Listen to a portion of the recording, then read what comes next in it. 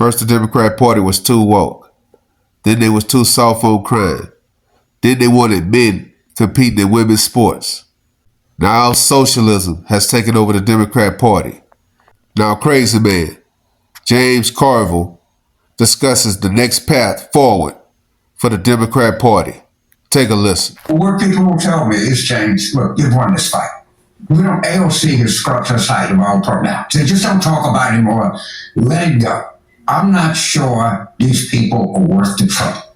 I know that they've taken their pronouns down. I know that we don't talk about transition men surgery for prisoners or anything like that. But maybe we need to just affirmatively attack it. James Carville joins me now. James, I listened to a lot of your podcasts yesterday, and you posed an interesting question. You said there's the Ezra Klein view, we're a Big Tent party, we welcome everyone. And then there's the other view that you're a democratic socialist, not a Democrat. So I'm curious where you land on that. Look, we're a coalition, and a coalition always wants as many people as it can in its coalition. But when one part of the coalition becomes destructive to the other parts, then it's time to reconsider your relationship with it.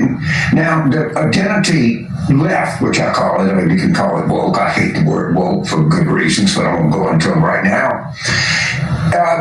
I think we have to not just say, well, you lost, you know you lost, so we just gotta move on.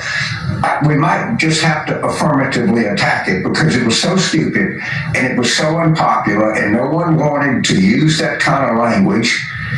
And it was a giant mistake. That's all I can say. It caused real damage to our electoral process. No one uses it anymore. So people say, oh no, James, just declare victory and walk away and be nice. And that's one option. The other option is to say this was a really, really stupid era in a wing of democratic politics that caused irreparable harm to the party. That's pretty close to my view. Instead of saying socialism doesn't work, he dodged the question. And that's the problem with the Democrat Party. They always on the wrong side of what the American people believe in. And now he has to say this about the justice system. Take a listen. They're going to recommend that the number of Supreme Court justices go from 9 to 13. That's going to happen, people. They're going to win. They're going to do some blue ribbon panel of distinguished jurists, and they're going to recommend 13, and a Democratic Senate and House is going to pass it, and the Democratic president is going to sign it because they have to do an intervention so we can have a Supreme Court that the American people trust again. So his solution is to pack the courts when a Democrat president gets elected and do some illegal-ish. Again, this is what's wrong with the Democrat Party. Well, they should, because the public has lost faith in the entire branch of government. I mean, this is the lowest the Supreme Court has been rated, and if you believe, as I do, that we need faith in not just the executive or the congressional branch of government, but the Supreme Court, and it's not written anywhere in the Constitution you have to have 9. That's just a number they came up with. I think it went from 7 to 9, but I'm not sure. And I think the way to cure that very quickly is expand it to 13 and get some balance on the court. You know, the Republicans won the popular vote, I think, 2 out of the last 8 elections, and they have 2/3 of the Supreme Court justices. They had 6 out of 9. And that's absurd. It's a distortion. The Supreme Court does not serve the law. It serves the interests of the Republican Party and corporate America, and everybody knows that. And I think it would be a good idea to return some balance to it. I really do. I would note that the Supreme Court did rule against Trump on, his financial documents by way of example, but this backfired when FDR tried it. FDR wanted to pack the court, and it was widely seen as a political mistake. So could it backfire? Look, anything can backfire, but what is backfiring is a court that's slavishly adhering that says that President Trump is above the law. I don't think it's ever ruled against corporate America. And Trump may very well lose this tariff case because when Trump's interest comes against corporate America's interest, I think the Supreme Court would take corporate America's interest. They never rule against corporate America. And I just think that it's dangerous to live in a country where you lose faith in one branch of government, and that's what's happening. And across the board, people don't think that they're objective. They don't think they try to follow the law. And I think it's a dangerous thing. And it may have backfired. It certainly backfired on President Roosevelt, but he seemed to get reelected after that even. I mean, it wasn't, let's admit it, it wasn't that fatal. And I also think that the Democrats are going to have to move to admit the District of Columbia and Puerto Rico states, because right now, because 18% of the United States elects 52 senators. That's not even close to a reflection of democracy in the country, and there's a way that you can address this imbalance. It's permitted under the Constitution. Yeah, I do.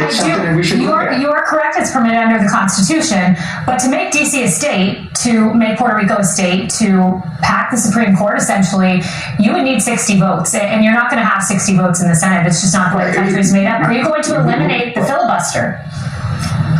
I would carve out for those two things. Yes, I think when the country is faced with a national emergency, and I think we're faced with a national emergency, they've carved out the filibuster for judicial nominations. Isn't that carving out the filibuster just for political reasons? So carve out so Democrats. Why does the Senate do anything other than political reasons? Of course it's for political reasons. Everything they do is political. I like when somebody said they're attacking President Trump on the Epstein because they're trying to hurt him. Well, of course they're trying to hurt him. And just like when you would attack President Biden on Hunter Biden, you were trying to hurt him. That's part of politics.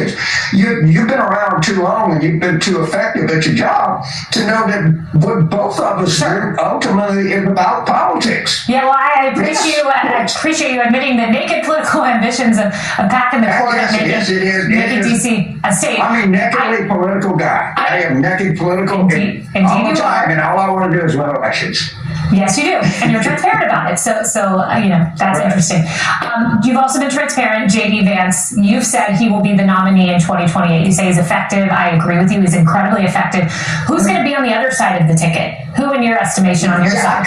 I'm kind of rethinking my J.D. Vance. Sometimes I change my mind. In fact, I changed my mind, as many Keynes have said.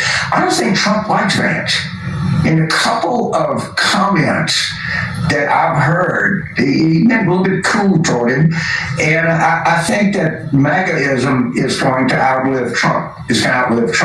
So I pull back on my prediction that J.D. Vance is going to be the next nominee. He could be, but Trump's had a couple of chances to really praise him. It's kind of been pretty tough. I've heard him say Vance, Rubio over and over again. But wait, your side of the aisle was the question. Who's your guy? Is it Newsom? Who is it?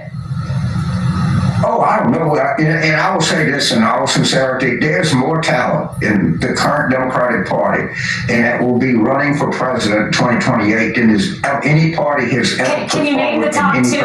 Can you name the top two? Kaylee, you know it better than I do. We've both been in this business. If I name three people, two people are going to call me and say you didn't put it on the list, okay?